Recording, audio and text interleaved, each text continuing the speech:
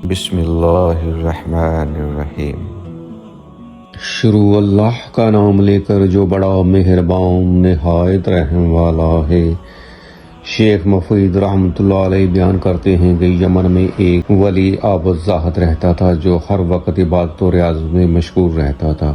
اس زاہد کا نام مشرو بن وائب تھا اور یہ زاہد یمن کے نام سے مشہور تھا۔ اس کی عمر 190 سال تھی اور اکثر اوقات یہ دعا کرتا تھا کہ اللہ اپنے حرم سے کسی بزرگ کو بھیج تاکہ میں اس کی زیارت سے مشرف پا ہو سکوں۔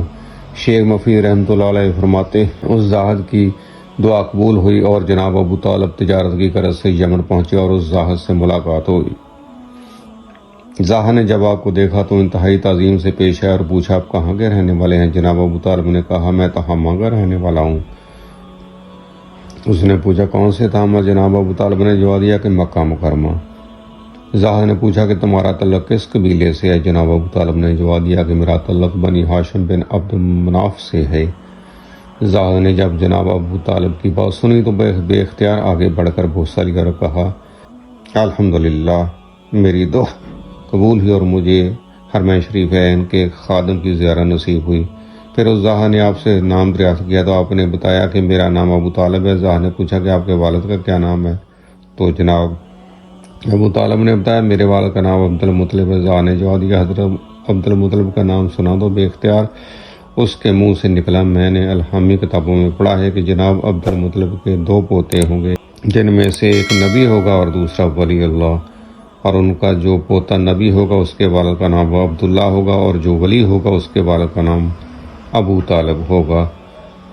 جب نبی 30 برس کے ہو جائیں گے اس وقت اللہ کا یہ ولی پیدا ہوگا اور اے ابو طالب وہ نبی پیدا ہو چکے ہیں یا نہیں؟ جناب ابو طالب نے کہا میرے بھائی عبداللہ کا بیٹا محمد پیدا ہو گیا ہے اور وہ اس وقت تقریباً 29 برس کا ہے۔ زاہد نے کہا آپ جب واپس جائیں تو انہیں میرا سلام کہیں اور کہیں کہ میں ان کو دوست رکھتا ہوں۔ پھر جب وہ نبی اس دنیا سے پردہ فرمائیں گے تو پھر آپ کے بیٹے کی ولایت ظاہر ہوگی۔ جناب ابو طالب نے اس زاہد کی بات سن کر فرمایا کہ میں اس حقیقت کو کیسے جان سکتا ہوں؟ زاہد نے کہا آپ وہ چیز چاہتے ہیں جس سے میری سچائی کا علم ہو؟ جناب ابو طالب نے ایک سوکھے درخت کی جانب اشارہ کرتے ہوئے فرمایا مجھے اس درخت سے تازہ انار چاہیے۔ اس زاہد نے دعا کے لیے ہاتھ اٹھائے اور بارگاہ خداوندی میں عرض کی کہ اللہ میں نے نبی اور ولی کی تعریف ان کے صدقے میں مجھے تازہ انار عطا فرما۔ چنانچہ دیکھتے ہی دیکھتے وہ درخت ہرا بھرا ہو گیا اور اس میں تازہ انار پک گئے۔ جناب ابو طالب نے وہ انار کھایا اور صحابت کا شکریہ ادا کرتے واپس مکہ مکرمہ روانہ ہو گئے۔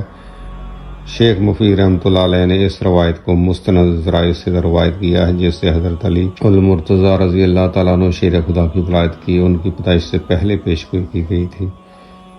علی المرتضیٰ شیر خدا کے میں یہ انتہائی مستند روایت ہے۔